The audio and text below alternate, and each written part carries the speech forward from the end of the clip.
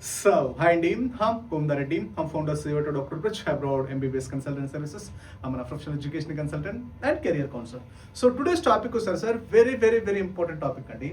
So మీరు MBBS abroad plan చేసుకునే ముందు ఏ కంట్రీ బెస్ట్, అది జార్జియానా, కిర్గిస్తానా, వియత్నామా, ఉజ్బెకిస్తానా, అమెరికానా, ఫ్రీ పీజ్ యూరోప్నా, పోలాండా, అసలు ఏ కంట్రీ బెస్ట్ అనేది ఈ రోజు నుంచి టాపిక్ అండి. సో టుడే వచ్చేసరికి మనము Kyrgyzstan versus Uzbekistan versus Russia, ఈ మూడు కంట్రీలు ఏది బెస్ట్ కంట్రీ. టుమారో వచ్చేసరికి వియత్నాం వర్సెస్ జార్జియా, ఆ తర్వాత రిమైనింగ్ ఫర్దర్ కంట్రీస్. మీకు ఏదైనా డౌట్స్ ఉన్నా కొరిస్తున్నా నాకు ఒకసారి వాట్సాప్ చేయండి, మీకు ఏదైనా కంట్రీ కంపారిజన్ కావాలనుకున్నప్పుడు. ఓకేనండి, ఏది బెస్ట్ కంట్రీ మన ఎంబీబీఎస్ అబ్రాడ్ వెళ్ళడానికి, ఏది బెస్ట్ కంట్రీ, ఎందుకు మనం బెస్ట్ కంట్రీ సెలెక్ట్ చేసుకోండి సార్. మీరు సెలెక్ట్ చేసుకునే కంట్రీ, మీరు సెలెక్ట్ చేసుకునే యూనివర్సిటీని బట్టి మీ టోటల్ కెరియర్ మొత్తం ఆధారపడి ఉంటుంది. ఎక్కడ అడ్వర్టైజ్మెంట్ చూసి, లేదంటే యూట్యూబ్లో వీడియోస్ చూసో, లేకపోతే అక్కడ చదువుతున్న స్టూడెంట్స్ మాటలు వినో, ఆ కాలేజీకి వెళ్ళో, ఆ యూనివర్సిటీకి వెళ్ళి చదువుకుంటే సక్సెస్ అవ్వడానికి ఛాన్సెస్ చాలా తక్కువ. ఎందుకంటే ఎవ్రీడే అప్డేట్స్ వస్తున్నాయి, ఎవ్రీ ఇయర్ అప్డేట్స్ వస్తున్నాయి ఎన్ఎంసీ వాళ్ళు. దట్ టు మీకు ఫ్యూచర్ వచ్చేసరికి నెక్స్ట్ ఎగ్జామ్ అవ్వచ్చు, యూఎస్ఎంఎల్ఏ అవ్వచ్చు, యూకే అవ్వచ్చు, మెడికల్ పీజీకి ఆ standard of examination very high ఎండ్లో ఉంటుంది. సో కాబట్టి ఆ రేంజ్ ఆఫ్ మన స్టాండర్డ్స్ రీచ్ అవ్వాలన్నప్పుడు the best of the best country select చేసుకోవాలి, best of the best university select చేసుకోవాలి. అప్పుడే మనం సక్సెస్ అవుతాము.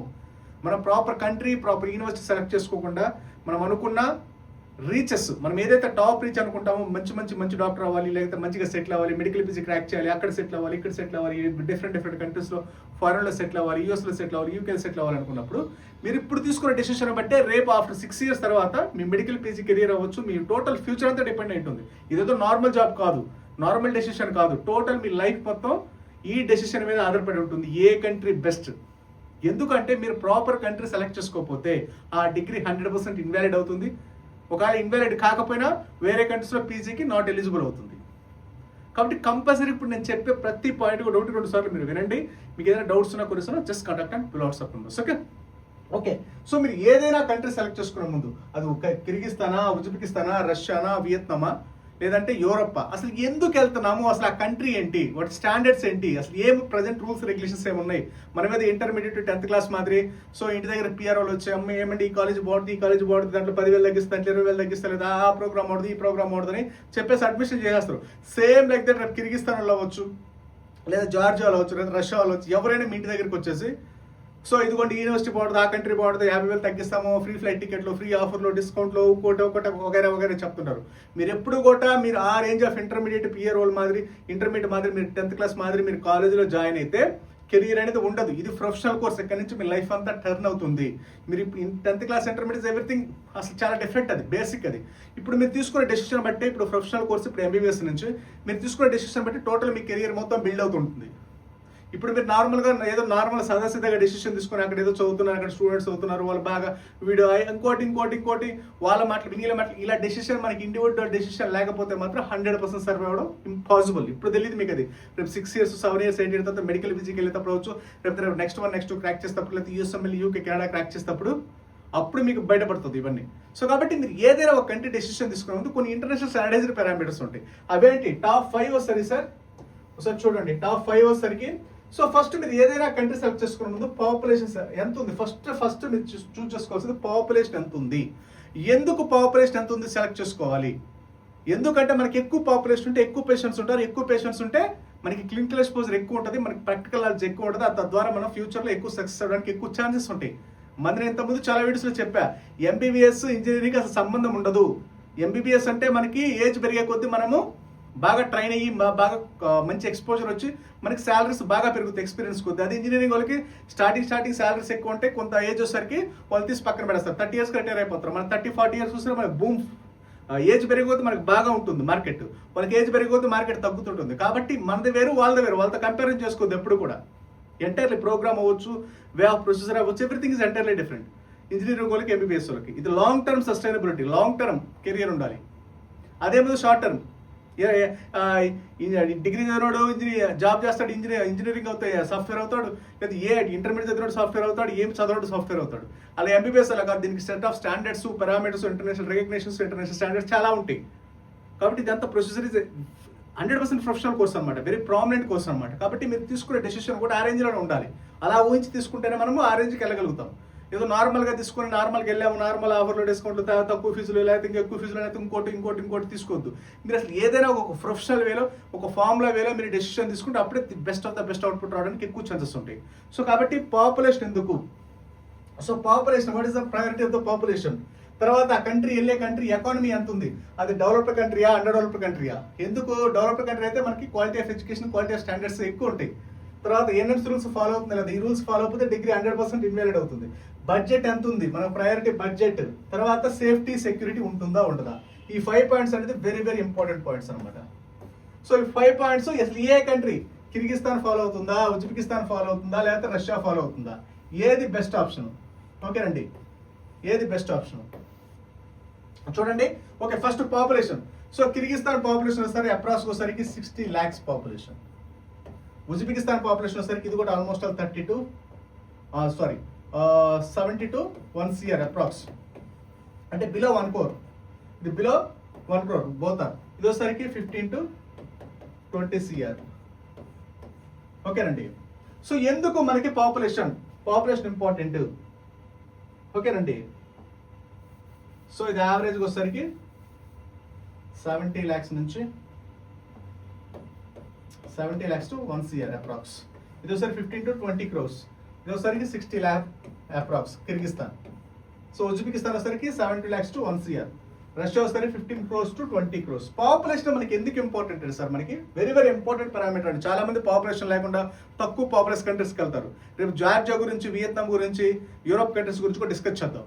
కంట్రీ కంపారిజన్స్ ఒక 4-5 కంట్రీలు, ఒక మనకి ఏదైతే ప్రామినెంట్గా ఉన్నాయో రష్యాను, జార్జియాను, Kyrgyzstan, Vietnam, Uzbekistan, Europe, America, Australia, New Zealand మొత్తం డైలీ ఒక 3 కంట్రీలు మీకు ప్లాన్ చేద్దాం. ఓకేనా? రష్యాతో కంపేర్ చేస్తే రిమైనింగ్ ఏది బెస్ట్ కంట్రీ అనేది మీకు అప్డేట్ ఇస్తుంటాను.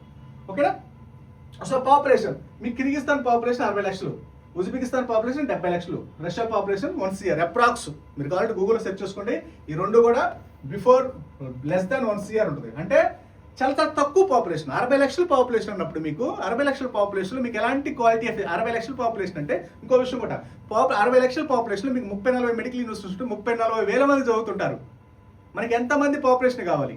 మనకు 150 కోట్ల మందికి 1,00,000 మంది, మ్యాక్సిమం అయితే 1,00,000 సీట్లు ఉంటాయి, ఎంబీబీఎస్ సీట్లు. వాళ్ళకి 30-40 వేల సీట్లు ఉంటాయి. 30-40 వేల సీట్లు, 52 లక్షల మంది. అసలు ఎంతమంది పేషెంట్స్ ఉంటారు? వాళ్ళకి ఏ రేంజ్ ఆఫ్ క్లినికల్ ఎక్స్పోజర్ వస్తుంది, ఏ range of standard of education వస్తుంది? ఒకసారి మీరు ఆలోచించండి. 60 లక్షల పాపులేషన్, 30,000 మంది, ఆల్మోస్ట్ 30,000 మెంబర్స్ స్టూడెంట్స్ అవుతుంటారు. 60 లక్షలకి 30,000. అదే మన ఇండియాలో వచ్చేసరికి 150 crores ఉంటారు. మనకి మ్యాక్సిమం 1 lakh. చూడండి, అసలు 60 లక్షల పాపులేషన్లో 30,000 మంది డాక్టర్లు చదువుతుంటారు ఎంబీబీఎస్. అసలు ఏ range quality of education, practical exposure ఉంటుందా? ల్యాబ్స్ సరిపోతాయా? ఒకసారి ఆలోచించండి. సేమ్ ఉజ్బెకిస్తాన్ కూడా అంతే. రష్యా వచ్చేసరికి ఆల్మోస్ట్ 15 crores ఉంటుంది. మీకు అప్రాక్స్ వచ్చేసరికి దీంట్లో 15,000 నుంచి ఎవ్రీ ఇయర్ వస్తే 20,000 సరిపోతుంది. ఇవి రష్యా అంటే మీకు సీట్లు చాలా లిమిటెడ్ సీట్స్ ఉంటాయి. రష్యాలో వచ్చేసరికి మీకు అన్లిమిటెడ్ సీట్స్ ఉండవండి. ఎవ్రీ యూనివర్సిటీస్కి వచ్చేసరికి యావరేజ్గా ఒక 50 యూనివర్సిటీస్ ఉంటాయి. 50 ఇంటూ మ్యాక్సిమం 100 అంటే ఒక 5,000. 5,000 నుంచి 7,000, మ్యాక్సిమం 7,000, మ్యాక్స్ టు మ్యాక్స్ 7,000. ఈ సంవత్సరం నుంచి అయితే 100, యావరేజ్గా 100 నుంచి 150 ఉంటాయి. కాబట్టి మీకు 5,000 నుంచి అప్రాక్స్ వచ్చేసరికి 7,000. వీళ్ళు మాత్రం ఇంతమంది మాత్రం తీసుకోవాలి, ఇంకెక్కువ తీసుకోవడానికి ఛాన్స్ లేదు. 5,000 నుంచి 7,000 మ్యాక్సిమం రష్యాకి. ఓకేనండి. సో కాబట్టి 5,000కి 7,000 కంటే ఆల్మోస్ట్ ఆల్ వస్తారు మీకు 15 కోట్లు 20 కోట్ల మంది ఉన్నారు. సో సరిపోతుంది, నో ప్రాబ్లం. మన ఇండియాలో వచ్చేసరికి 150 కోట్ల మందికి 1,00,000, ఇక్కడ వచ్చేసరికి 10% మీకు సరిపోతుంది యావరేజ్గా. ఓకేనండి. సో ఇక్కడ పాపులేషన్ తక్కువ ఉన్నప్పుడు చాలా చాలా ప్రాబ్లమ్స్, ఎస్పెషల్లీ కిర్గిస్తాన్, ఉజ్బెకిస్తాన్లో పాపులేషన్ తక్కువ. దట్టు ఇంకో విషయం కూడా చెప్పాలంటే ఎకానమీ. సో ఎకానమీ వచ్చేసరికి ఇది అండర్ డెవలప్డ్ కంట్రీ. కిర్గిస్తాన్ అనేది అండర్ డెవలప్డ్ కంట్రీ. ఉజ్బెకిస్తాన్ కూడా అంతే, under developed country. So population తక్కువ, డబ్బులు తక్కువ. పాపులేషన్ తక్కువ, డబ్బులు తక్కువ. ఇప్పుడు బంగ్లాదేశ్ ఉంది, నేపాల్ ఉంది, భూటాన్ ఉంది, శ్రీలంక ఉంది. పాపులేషన్ తక్కువ, డబ్బులు తక్కువ. అలాంటప్పుడు మీకు ఎలాంటి క్వాలిటీ ఆఫ్ ఎడ్యుకేషన్ వస్తుంది? డబ్బులుండి, ఫర్ ఎగ్జాంపుల్ బాగా డబ్బులుండి తక్కువ పాపులేషన్ ఉంటే సరే వాళ్ళు హాస్పిటల్ పెట్టుకోవచ్చు, ఇంకోటి పెంచుకోవచ్చు, ఎక్స్పోజర్ పెంచుకోవచ్చు అనుకోవచ్చు. వీళ్ళ దగ్గర డబ్బులు లేవు, తర్వాత సరిగ్గా పాపులేషన్ తక్కువ. అలాంటప్పుడు మీకు ఎలాంటి క్వాలిటీ ఆఫ్ ఎడ్యుకేషన్ ఎక్స్పెక్ట్ చేస్తారు, ఎలాంటి స్టాండర్డ్ ఆఫ్ ఎడ్యుకేషన్ ఎక్స్పెక్ట్ చేస్తారు? ఆ క్వాలిటీ ఆఫ్ ఎడ్యుకేషన్ ఆ స్టాండర్డ్స్ తోటి మీరు యూఎస్ఎం వెళ్ళి యూకే, కెనడా, ఆస్ట్రేలియా ఏ విధంగా క్రాక్ చేస్తారు, ఇండియా వచ్చి ఏ విధంగా క్రాక్ చేస్తారు? ఒకసారి ఆలోచించండి. పాపులేషన్ దట్టు ఎకానమీ మీన్స్ అది developed country, under developed country. Under developed country అయినప్పుడు మీకు ఏమి ఉండదు. అదే Russia developed country, that high population, 15 నుంచి 20 కోట్ల పాపులేషన్, దట్టు ఇంటేక్ కూడా 5000 నుంచి మ్యాక్స్ టు 7000 ఇంటేక్. తక్కువ ఇంటేక్, తక్కువ ఇంటేక్, ఎక్కువ పాపులేషన్, ఎక్కువ డబ్బులు ఉన్నాయి. రష్యా డెవలప్డ్ కంట్రీ, దట్టు ఒకసారి మీకు పాపులేషన్ ఎక్కువ, దట్టు ఒకసారి తీసుకుని ఇంటేక్ తక్కువ. ఇక్కడ 30,000-40,000 మంది తీసుకుంటారు. ఉజ్బెకిస్తాన్లో, కిర్గిస్తాన్లో ఎంతమంది అయితే అంతమంది. ఒక కాలేజీకి 600, 700, 1000 మంది, 2000 మంది తీసుకుంటారు. అలాంటప్పుడు వాళ్ళకి ఎలాంటి క్లినికల్ ఎక్స్పోజర్ వస్తుంది, ఎలాంటి స్టాండర్డ్ ఆఫ్ ఎడ్యుకేషన్ వస్తుంది, ఏ విధంగా మనము ఫ్యూచర్లో సర్వైవ్ అవుతాము? ఇప్పుడు రేపు తక్కువ మంది పాపులేషన్, ఎక్కువ మంది పేషెంట్స్, అసలు తక్కువ మంది పాపులేషన్లో ఎక్కువ మంది పేషెంట్స్ ఎలా వస్తారు? 30,000, 40,000 మందిని తీసుకున్నప్పుడు సంవత్సరానికి మీకు ఎలాంటి స్టాండర్డ్ ఆఫ్ ఎడ్యుకేషన్ వస్తుంది? ఎక్కువ ఇంటేక్, పాపులేషన్ తక్కువ, that under economy countries, under developed countries. మన ఇండియా ఒక 30 సంవత్సరాల క్రితం ఎలా ఉంటుంది అలా ఉంటాయి రెండు, ఉజ్బెకిస్తాన్లో, కిర్గిస్తాన్. ఇక్కడ వల్లే మీరు రష్యాకి మైగ్రేట్ అవుతుంటారు. ఉజ్బెకిస్తాన్ నుంచి, కిర్గిస్తాన్ నుంచి రష్యాకి మైగ్రేట్ అవుతుంటారు. వాళ్ళు అక్కడ జాబులు లేక, శాలరీ లేక, మన వాళ్ళు అమెరికాకి ఎలా పోతుంటారు అలా వరుస పోతుంటారు అనమాట వీళ్ళు. ఉజ్బెకిస్తాన్, కిర్గిస్తాన్, రష్యాకి. తర్వాత వస్తారు ఎన్ఎంసీ రూల్స్ అండి. Very very important NMC rules.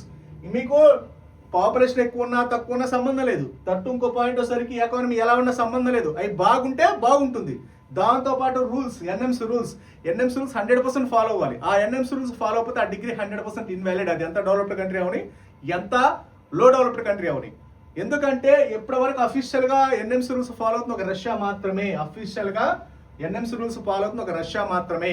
Remaining Uzbekistan అవచ్చు, కిర్గిస్తాన్ వరకు ఇప్పటివరకు అఫీషియల్ డాక్యుమెంట్ ఇండియన్ గవర్నమెంట్ నుంచి అవ్వచ్చు, ఆ కన్సర్న్ ఎంబసీ నుంచి అవ్వచ్చు, మేము ఎన్ఎంసీ రూల్స్ అఫీషియల్గా ఫాలో అవుతున్నాం. ఎలాంటి డాక్యుమెంట్ ఈ కిర్గిస్తాన్కి కానీ ఈ ఉజ్బెకిస్తాన్కి కానీ లేవు. ఒక రష్యాకు మాత్రం అఫీషియల్ డాక్యుమెంటేషన్ ఉన్నాయి. సో కాబట్టి మీరు 1-2 సార్లు ఆలోచించండి. అడ్మిషన్ తీసుకున్నది ఎన్నో గైడ్ లైన్స్ కిర్గిస్తాన్ గురించి, ఉజ్బెకిస్తాన్ గురించి. అక్కడ ఎంత అంటే కన్సల్టెన్సీ వాళ్ళు అవ్వచ్చు, లేకపోతే అక్కడ ఏజెంట్స్ అవ్వచ్చు, ఎంత స్టూడెంట్స్ని పేరెంట్స్ ఎంత మ్యానిపులేట్ చేసి మిస్లీడ్ చేసి అడ్మిషన్ చేస్తారనేది చాలా గైడ్లైన్స్ ఇచ్చున్నారు. మీకు ఇండియన్ ఎంబసీ ఎన్ఎంసీ అప్డేట్స్ ఒకసారి చూడండి. ఇండియన్ ఎన్నో గెజెట్ రూల్స్, ఎన్నో స్టాండర్డ్స్ వచ్చినాయి. నాకు ఒకసారి వాట్సాప్ చేయండి, మీకు కిర్గిస్తాన్, ఉజ్బెకిస్తాన్ నుంచి పంపిస్తాను. మీకు ఫర్దర్ ఈసారి ఎప్పుడైనా జూమ్ మీటింగ్లు కండక్ట్ చేస్తాను. యాజ్ ఎర్లీ యాజ్ పాసిబుల్ మీకు జూమ్ మీటింగ్స్ అవ్వచ్చు. ఇంకా ఫర్దర్గా మీకు 1-to-1 లైవ్ సెషన్ అప్పుడు మీకు అప్డేట్ ఇస్తుంటాను అవన్నీ. ఓకేనండి. కిర్గిస్తాన్లో ఎలాంటి మోసాలు జరుగుతున్నాయి, ఉజ్బెకిస్తాన్లో ఎలాంటి మోసాలు జరుగుతున్నాయి, ఆ కన్సల్టెన్సీ వాళ్ళు వచ్చి, ఏజెంట్స్ వచ్చి మిమ్మల్ని ఏ విధంగా మ్యానిపులేట్ చేస్తారు, మిస్లీడ్ చేస్తారని లాస్ట్ ఇయర్ ఎన్నో గైడ్లైన్స్ ఇచ్చున్నారు అఫీషియల్గా మన ఎంబసీ వాళ్ళు, ఇండియన్ ఎంబసీ వాళ్ళు. ఓకేనా. మీకు ఆ గైడ్లైన్స్ కావాలంటే ఒకసారి మీరు చెక్ చేసుకోండి. Indian embassy in Kyrgyzstan, Indian embassy in Uzbekistan, లేదంటే nmc.org.in ఒకసారి చెక్ చేయండి. మీకు ఎన్నో డాక్యుమెంట్స్ ఉన్నాయి. లేదంటే నాకు ఒకసారి వాట్సాప్ చేయండి, కింద కనిపిస్తున్న నెంబర్కి మీకు పంపిస్తాను. సో కాబట్టి ఉజ్బెకిస్తాన్, కిర్గిస్తాన్ వెరీ డేంజరస్. లో క్వాలిటీ ఆఫ్ ఎడ్యుకేషన్, లో పాపులేషన్. అసలు ఎన్ఎంసీ ఇప్పుడు మీకు ఒక కంట్రీ డెవలప్డ్ కంట్రీ అనుకోండి, మీకు క్లియర్ కట్ గైడ్లైన్స్ ఉంటాయి. ఒక కంట్రీ అండర్ డెవలప్డ్ కంట్రీ అంటే ఈజీగా మ్యానిపులేట్ చేస్తారు, మిస్లీడ్ చేస్తారు, ఉన్నది లేనట్టు లేని ఉన్నట్టు చేస్తారు అడ్మిషన్ కోసం. ఆ తర్వాత మీ లైఫ్, మీ టైము, మీ కెరియర్ వేస్ట్ అయ్యేది. అందుకని ఎప్పుడు కూడా మీరు అండర్ డెవలప్డ్ కంట్రీస్ వెళ్ళొద్దు. ఎప్పుడు వెళ్ళినా సరే డెవలప్డ్ కంట్రీస్ వెళ్ళండి. మంచి కాలేజ్ సెలెక్ట్ చేసుకోండి, మంచి యూనివర్సిటీ సెలెక్ట్ చేసుకుని, కొంచెం డబ్బులు ఎక్కువైనా మీకు ఫ్యూచర్ కెరియర్ ఉంటుంది.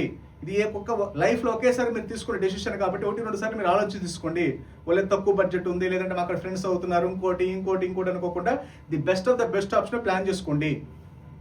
తర్వాత ఎందుకంటే ఇప్పుడు మహా అయినా మీకు బడ్జెట్ చూసుకుందాం. తర్వాత చూడండి బడ్జెట్ వచ్చేసరికి కిర్గిస్తాన్లో 30 లక్షల నుంచి 40 లక్షలు అవుతుంది. సేమ్ ఉజ్బెకిస్తాన్లో 30 లక్షల నుంచి 40 లక్షలు అవుతుంది. సేమ్ రష్యాలో కూడా 30 లక్షల నుంచి 40 లక్షలు అవుతుంది. బట్ కాకపోతే సేమ్ బడ్జెట్, కాకపోతే ఏంటి, ఎన్ఎంసీ రూల్స్ రష్యా ఫాలో అవుతుంది. రష్యా వచ్చేసరికి డెవలప్డ్ కంట్రీ, రష్యా వచ్చేసరికి high population country. Russia developed country advantage అంటే మీకు ఎన్ఎంసీ రూల్స్ అఫీషియల్గా ఫాలో అవుతుంది, క్వాలిటీ ఆఫ్ ఎడ్యుకేషన్ ఉంటుంది, high standard of education, high quality of education. తర్వాత మీకు అన్ని పర్ఫెక్ట్గా ఉంటాయి డెవలప్డ్ కంట్రీ అయితే. అదే అండర్ డెవలప్డ్ కంట్రీస్ అయితే మీకు ఏ రూల్స్ ఉండవు, జస్ట్ ఉన్నాయని చెప్తారు అంతే. అవి అఫీషియల్గా ఏమి ఉండవు, మిమ్మల్ని మ్యానిపులేట్ చేయడం, మిస్లీడ్ చేస్తారు. కాబట్టి అండర్ డెవలప్డ్ కంట్రీస్ ఎప్పుడు ప్లాన్ చేసుకోవద్దు. లైక్ ఉజ్బెకిస్తాన్, కిర్గిస్తాన్ అంటే under developed, not only like Uzbekistan, Kyrgyzstan, what ever the country. Under developed countries, చిన్న కంట్రీస్, పాపులేషన్ లెస్ కంట్రీస్ ఎప్పుడు సెలెక్ట్ చేసుకోవద్దు. తర్వాత సేఫ్టీ సెక్యూరిటీ. మీకు అదే అండర్ డెవలప్డ్ కంట్రీస్ అంటే మీకు సేఫ్టీ సెక్యూరిటీ ఉండదు. ఫస్ట్ ఆఫ్ ఆల్ మీకు అక్కడ చెప్తారు చాలా మంది కిర్గిస్తాన్, ఉజ్బెకిస్తాన్ వాళ్ళు, అక్కడ మా కేర్ టేకర్స్ ఉంటారండి, మేమే చూసుకుంటామండి, అన్ని మేమే చేస్తామని ఎందుకు చెప్తారు? అక్కడ ఏమి ఉండవు అక్కడ. అదే మీకు రష్యాలో ఎవరు చెప్పరాలా. రష్యాలో మీకు సీట్లు దొరకడం కూడా చాలా కష్టంగా ఉంటుంది. ఒక్కొక్క యూనివర్సిటీ అడ్మిషన్స్కి 100 సీట్లు ఉంటే 1000 మంది అప్లై చేస్తారు. సో కాబట్టి అక్కడ సీట్లు దొరకడమే కష్టం. ఇక్కడ ఎన్ని తిరుగుతుంది, ఎందుకు అక్కడ ఏమీ ఉండదు, జస్ట్ నామకే వస్తుంది. ఏదో చదవమంటే చదివే పేపర్ డిగ్రీస్ తెచ్చుకోవడమే. Proper quality of education, proper standard of education, proper information ఏదైనా ఉండదు. అందుకని ఎప్పుడు కూడా low income countries, under developed countries ఎప్పుడు మీరు ప్లాన్ చేసుకోవద్దు. ఎప్పుడైనా వెళ్ళే ముందు డెవలప్డ్ కంట్రీస్ ప్లాన్ చేసుకుంటే మీకు ఆటో బై డిఫాల్ట్ మీకు సెక్యూరిటీ ఉంటుంది, by default quality of education ఉంటుంది, by default standard of education ఉంటుంది, by default all rules and regulations follow అవుతారు. అండర్ డెవలప్డ్ కంట్రీస్లో ఉన్నాయని చెప్తారు, ఊరికే జస్ట్ హామీలు ఇచ్చేస్తారు. మేము అది చేస్తాం. ఆ తర్వాత అక్కడికి వెళ్ళిన తర్వాత ఏమి ఉండదు, అందరూ అస్సామే. ఈ ఫిలిపీన్స్ డిగ్రీ ఇన్వాలిడ్ అవ్వడానికి కూడా సేమ్ అదే చెప్పింది. ఫిలిపీన్స్లో Indian food, Indian mess, idli sambar, dosa, మా కేర్ టేకర్, ఏసీలు ఏ చెప్పారు. చివరికి డిగ్రీస్ ఇన్వాలిడ్ అవి, వాటిలో ఏ స్టాండర్డ్స్ ఉండవు, అసలు కాలేజీలో ఉండవు. జస్ట్ అక్కడ కాలేజ్ బిల్డింగ్ తీసుకోవడం, అక్కడ ఫిలిపీన్స్ ఆ కాలేజీకి సంబంధం ఉండదు. వాళ్ళకి ఎంతో కొంత కట్టడం రాయల్టీ ఫీజు.